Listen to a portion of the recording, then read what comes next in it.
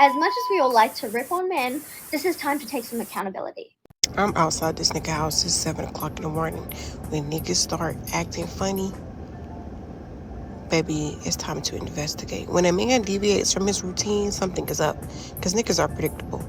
So when they become unpredictable, it's because they cheating. What? How? Hold on, bro. How? I've been here since 3 o'clock in the morning. He didn't answer the door. It's a strange car outside. Baby, I went to sleep. We both can play this game. I gotta leave sometime. I'm gonna be here when you do. You thought I was gonna go home? No. I'm still here. I'm still here. And it's gonna be here until somebody leave this motherfucker. Okay?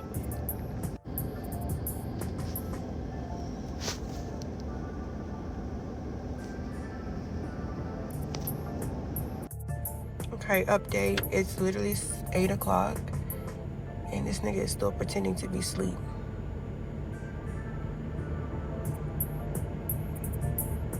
I'm outside this nigga house. It's 7 o'clock in the morning. It's interesting what women find cute or funny would be considered creepy when men do it.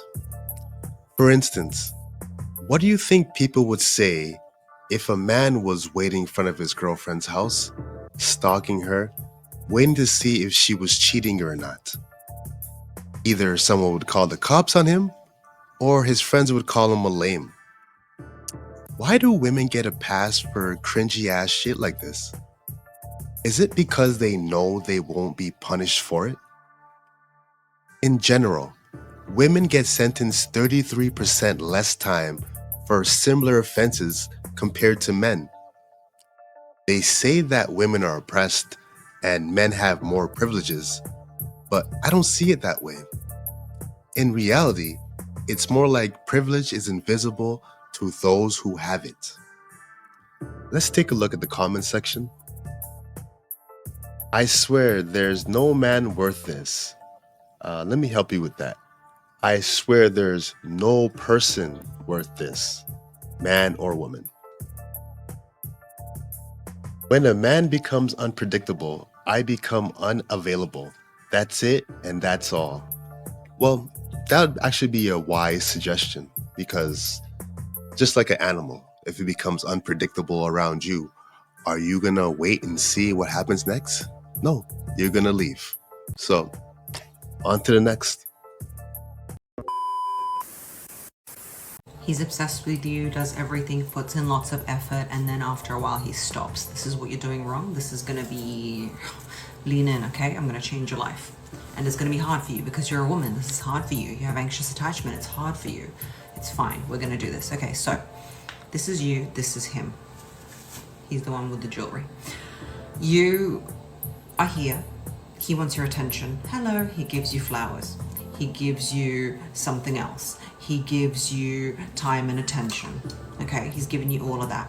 And you're like, oh, he's giving me all of this. And you don't know him, so you expect something, because if he gave you nothing, you wouldn't be interested. So you're like, oh, okay, he's giving me time, attention, effort, energy, flowers, whatever. You've got that now, and you're like, you give I wonder what she's giving back. him something back. He gives you something back. You're giving each other love, time, and attention. And then one time, when he's feeling a little bit tired, or a little bit like he doesn't want to spend money, or a little bit like he hasn't got time, he replies to you shortly, or he doesn't give you that love and attention you want. Let's just categorize it as love, okay? He doesn't give it to you. But because you're a woman and you're used to reciprocal love, and that's how we love our children, you just keep giving it back to him. And what that does in his head is it sets up an algorithm, okay? And men don't do more than they're required to do.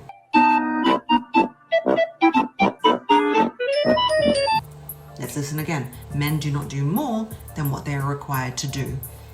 And where is she getting that information from? Men don't do more than they're required to do, even though we built this society and world that you live in. Interesting. So he catches on that he gives you something ridiculous, like represented by this old piece of pasta. Blech. He gives it to you and you're like, oh, okay, I still love you. He goes, wait a minute. I was giving her all of this, when I could have just given her this and gotten the same result. Say less. Then next time, he gives you half an old pasta, because men do not like to waste their energy. Notice how they like to do very little for what they get in return. Like they like to game on the sofa and they like to lie down, okay? This is not an offensive thing, it's just the truth. And women never do that at all because remember, they're perfect, right? They're a very good organism. Like they don't put in more effort than they need.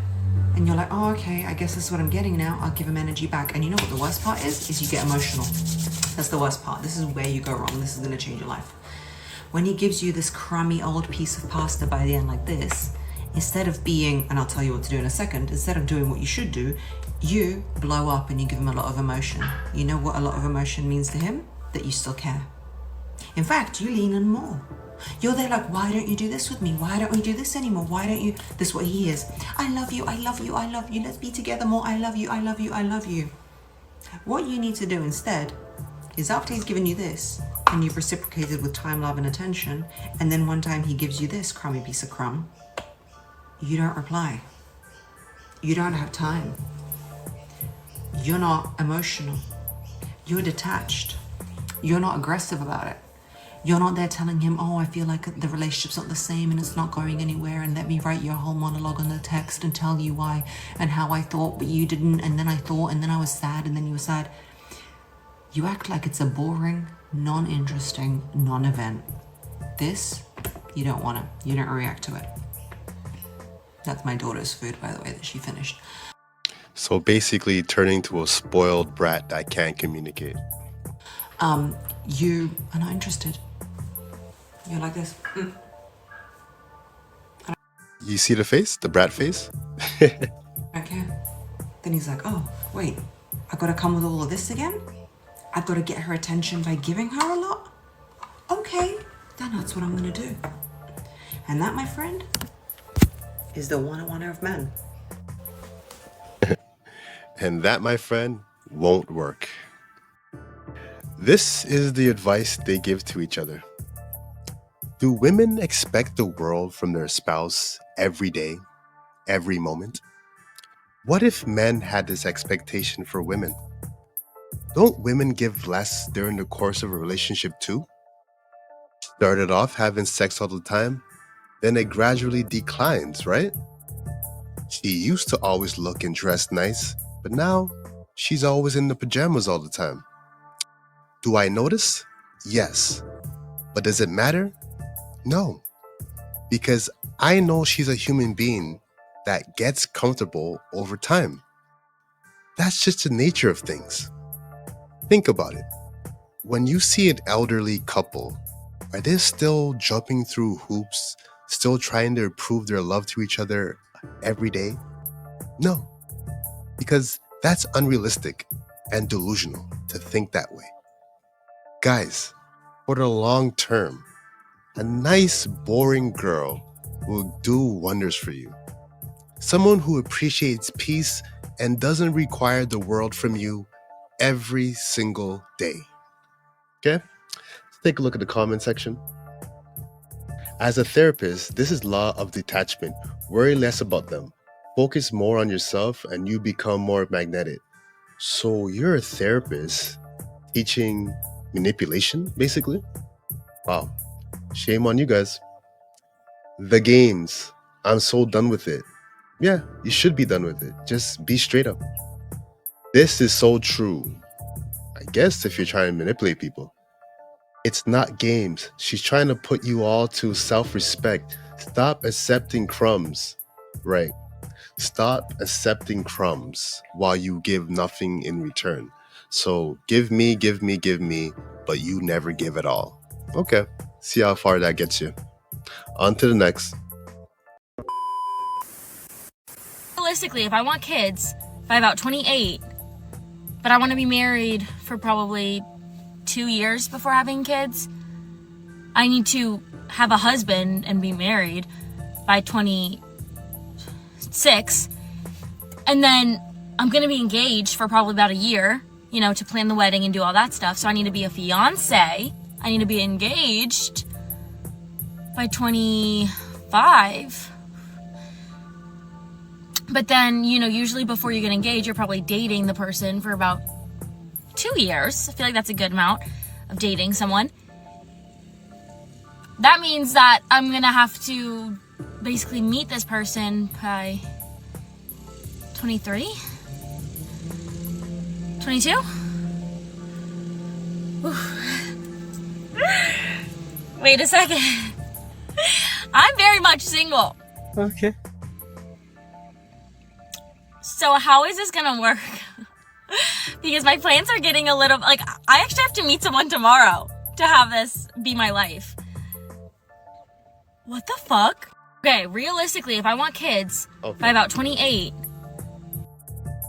Okay. So, what I've gathered from what she was trying to say in this post is essentially a female's biological shot clock is much different from a man's biological shot clock. For instance, 35 years and older is geriatric pregnancy for them. 90% of all women's reproductive eggs are gone by the age of 30. In the past 3 decades alone, the average age of mothers for all births rose from 24.6 years of age to 27.2 years of age. Peak fertility is between 18 to 26. After 26, the decline starts rapidly. So, what does that tell us? It means women need to move with a sense of purpose early in life. Chasing career and education first, and then having a family later, might not be the best route to take if you're trying to prioritize family.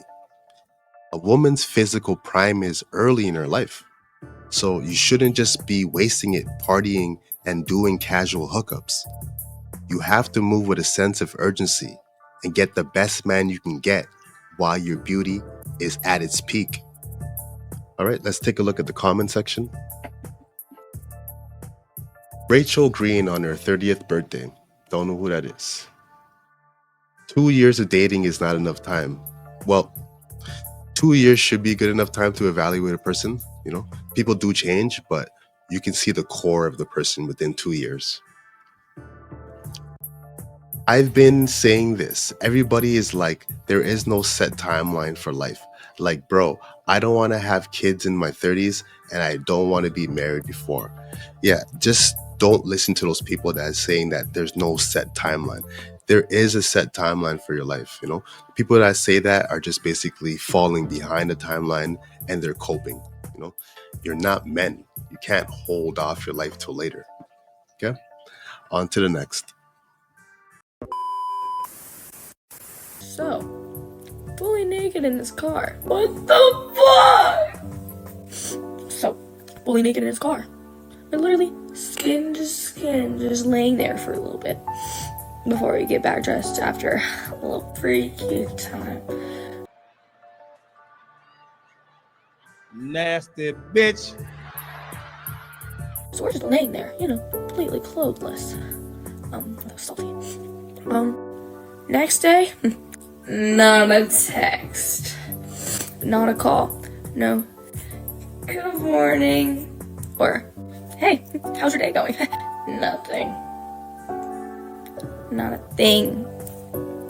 Are we so for real? So, fully naked in his car. What the? Okay. All right. So, I'm sorry, but I just don't believe her tears. I just don't. She set up the camera, made herself tear up a bit, and hit the record button. Nothing special about it. She's complaining about having sex in the car with her situationship. What's the problem? Why engage in such activities when in your heart you know you want something deeper? It doesn't make any sense to me. Why would he call you the next day when there's nothing there? He came, he saw, he conquered. The ball's in his court now. If you want something more in this situationship with him, you're gonna have to stand out and offer him more than just sex. Let's take a look at the comment section. As someone who has been there, this is hilarious. Yeah, it is comical because why are you crying? Guys, me and him are chill. He's the love of my life and on everything, so we will be locking in a near distant future. Are you trying to tell me or are you trying to convince yourself? On to the next. Manifest my own destiny. Sex, drugs, and rock and roll, the perfect recipe. May they remember me, my words will live on. I'm guided by an energy, a flame, hold it close to you. Check out my melodies. Is it the media that's been leading you? I'll show you a thing. Misdirection, what's the message? They don't want you to win. As much as we all like to rip on men, this is time to take some accountability.